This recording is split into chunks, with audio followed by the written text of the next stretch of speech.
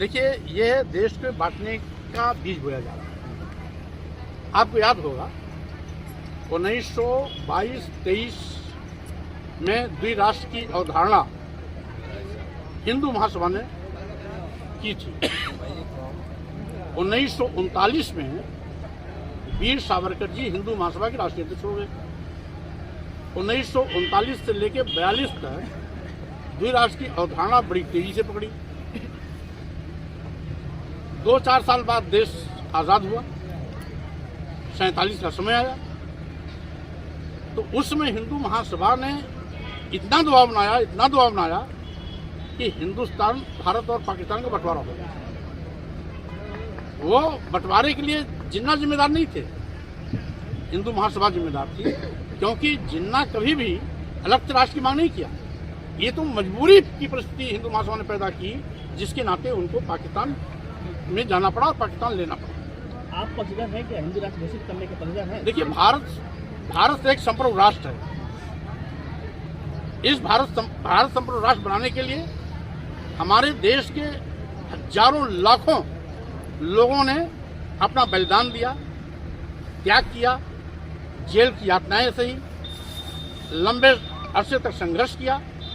राष्ट्रपिता महात्मा गांधी, सुभाष चंद्र बोस के नेतृत्व में एक लंबा आंदोलन चला, तब जाकर के इस अवसर आया है। तो आज इसको और सशक्त बनाने की आवश्यकता है, न कि इसको खंडित करने की बात करनी है। सर, आप भगवान कि जो भारतीय जनता पार्टी बार बार सनातन धर्म की बात करती है, सनातन धर्म को लेकर आगे चल रही है, ऐसे में आप बौद्ध सम्मेलन कर रहे हैं, इसमें इंडिया अलायंस क्या कोई नया रुख इख्तियार कर रही है या सनातन धर्म को लेकर आप लोग आगे बढ़ेंगे?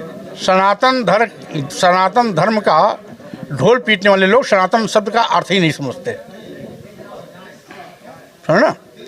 सनातन धर्म भगवान बुद्ध के मुंह से निकला हुआ शब्द है, और जब वो अपने शिष्यों को संदेश दे रहे थे तो उसी में अंतिम सेंटेंस कहते थे, एस धम्मो सनातना, जो मैं कह रहा हूँ यही सनातन धर्म है। तो ये तो नकल करते हैं, ये बौद्ध धर्म का सनातन धर्म लेकर के बड़े सनातनी बन रहे हैं, और इनके सनातन में और सच के सनातन में बहुत अंतर है। सच का सनातन जो आदिकाल में था, आज भी है, आगे भी रहेगा। जैसे सूर्य सबको प्रकाश देता है, सूर्य अपना प्रकाश देने में हिंदू, मुसलमान, सिख, ईसाई का भेदभाव नहीं करता, ब्राह्मण, क्षत्रिय, वैश्य, शूद्र में भेदभाव नहीं करता, सबको प्रकाश देता है। इसी प्रकार से हवा, पानी, अग्नि सबको समान रूप से अपना शक्ति प्रदान करती हैं। जैसे नदी किनारे चले जाओ, कोई नदी किसी को नहीं रोकता कि तुम ब्राह्मण हो तुम पानी पियोगे, और तुम शूद्र हो तुम पानी नहीं पियोगे, तुम मुसलमान हो पानी नहीं पियोगे, तुम हिंदू हो पानी पियोगे, कोई भी नदी नहीं पूछती है। नदी का पानी बह रहा है, कोई भी जाके पानी पीता है, ये सनातन है। हवा, ऑक्सीजन सबको भेदभाव के बिना आती है, यही सनातन है। ये इनका सनातन है कि जैसे ये सनातन है कि बच्चा माँ के पेट से पैदा होता है, ये सनातन है। लेकिन ये सनातन किसको कहते हैं? ये मुँह से ब्राह्मण पैदा कर देते हैं, बाहु से क्षत्रिय पैदा कर देते हैं, जंघे से वैश्य पैदा कर देते हैं, पैर से शूद्र पैदा कर देते हैं, ये सनातन है।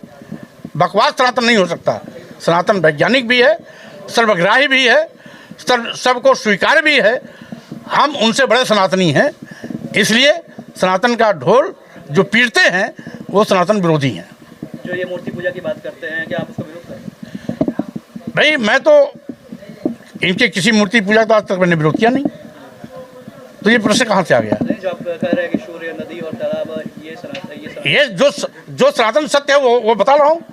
परिभाषा जानिए, सीखिए। देवी देवताओं को लेकर भी आप हमेशा बयान देते हैं। मैं जब बयान देता हूँ उसका मैं तर्क और पुस्तक के साथ देता हूँ, हवा में नहीं बयान करता हूँ। आज बड़े बड़े लोगों के मुंह बंद हो जाते हैं, इसीलिए कि मेरी बात तार्किक भी होती है, सैद्धांतिक रूप से साक्ष्य के साथ होती है, वैज्ञानिक भी होती है, व्यवहारिक भी होती है।